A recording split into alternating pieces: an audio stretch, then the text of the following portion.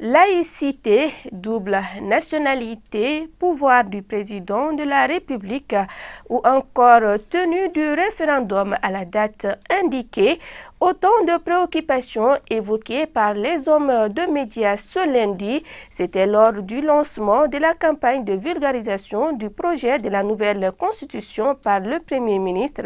Plusieurs membres du gouvernement y étaient présents pour apporter des éclaircissements aux questions posées. Ibrahim Traoré.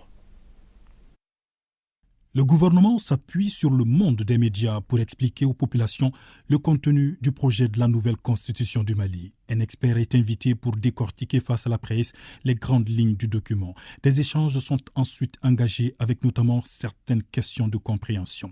La séparation des pouvoirs est-elle garantie par le projet de la nouvelle constitution? La destitution du président de la République est-elle réellement possible? S'interrogent certains journalistes. L'expert répond. Le président n'a pas tous les pouvoirs exponentiels. Tous les pouvoirs du président de la République sont encadrés. Maintenant, sur sa destitution, vous semblez dire que ce n'est pas possible. C'est bien possible. En démocratie, c'est bien possible. Ce n'est pas parce que c'est difficile de mettre en œuvre la destitution du président de la République qu'il ne faut pas le prévoir. Parce qu'en démocratie, il faut prévoir. Regardez ce qui est arrivé en 2019. À un moment donné, on était bloqué. Et aujourd'hui, le débat, c'est quoi? C'est de dire qu'il y a trop de coups d'État au Mali. Comment faire en sorte que démocratiquement, on puisse mettre fin au pouvoir du président de la République? Donc, on a mis un mécanisme en place. L'article le plus long, c'est l'article portant destitution du président de la République. Et il va y avoir des lois organiques qui vont mieux normer cette procédure. Des éclairages n'ont pas manqué également sur les questions relatives à la laïcité et à la double nationalité. Rien que le dimanche passé, j'étais avec l'Ali Maman. Entre deux choses, si la nouvelle constitution ne passait pas, nous allons rester sur l'actuel. Et dans l'actuelle constitution, qu'est-ce qui se trouve? C'est la laïcité, sans explication. Et je pense que cela a été compris par la Limama. Et aujourd'hui, la structure a décidé de s'en tenir aux déclarations antérieures. Nous constatons une instrumentalisation par d'autres associations pour d'autres objectifs. Et Inch'Allah, le peuple a compris et la communauté musulmane a compris les enjeux.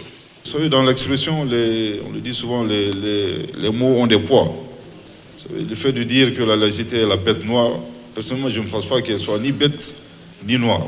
Honnêtement, pour moi, il est très important de travailler un peu notre élément de langage pour ne pas faire de ce principe capital pour la cohésion et le vivre ensemble dans notre pays un épouvantail. Concernant la double nationalité, je voudrais encore une fois apaiser les uns et les autres que cet article ne vise ni les Maliens de la diaspora, ce que quelqu'un a dit, il y a beaucoup de binationaux qui vivent même ici à l'intérieur. Voilà un peu les quelques détails que je voulais donner, mais je voudrais vraiment lancer un appel au monde vraiment de la presse pour nous appuyer. Nous avons vraiment besoin de vous afin d'apaiser les uns et les autres, ne pas être d'accord ou être d'accord. Je crois que c'est ça le but du référendum. Allons démocratiquement, que chacun se prononce. L'exercice est apprécié et salué par les hommes de médias. Organiser cette activité avec la presse, c'est amener la presse à donner la bonne information sur ce projet de constitution. C'est aussi amener la presse à prendre des initiatives qui consistent à faire valoir les expressions plurielles en prenant des initiatives qui consistent aussi à donner la parole aux populations afin qu'elles puissent s'exprimer. C'est une très bonne chose que la presse soit imprégnée de ce projet de constitution. Il faudrait que la presse sache pour qu'elle puisse vulgariser, pour qu'elle puisse expliquer. Il ne s'agit pas de défendre le oui ou le non. Il s'agit de comprendre et d'expliquer où est-ce que le gouvernement veut nous amener. Nous sommes les hommes de médias, nous sommes le support premier. Parce que qui parle de constitution, qui parle de population, parle des auditeurs. par les téléspectateurs. Donc c'est le moyen le plus facile, le plus rapide. Tout à l'heure, ils vont dire qu'ils vont distribuer. Ils vont aller dans les villages et les contrées. Nous, assis à Bamako, assis dans un studio, on vulgarise, on touche tous les pays sans bouger. La tenue du référendum à date ou encore le bon déroulement du scrutin dans les zones d'insécurité sont aussi des inquiétudes soulevées. Le ministre d'État, ministre de l'administration territoriale et de la décentralisation, porte-parole du gouvernement, rassure que toutes les dispositions sont prises tant au plan organisationnel que sécuritaire.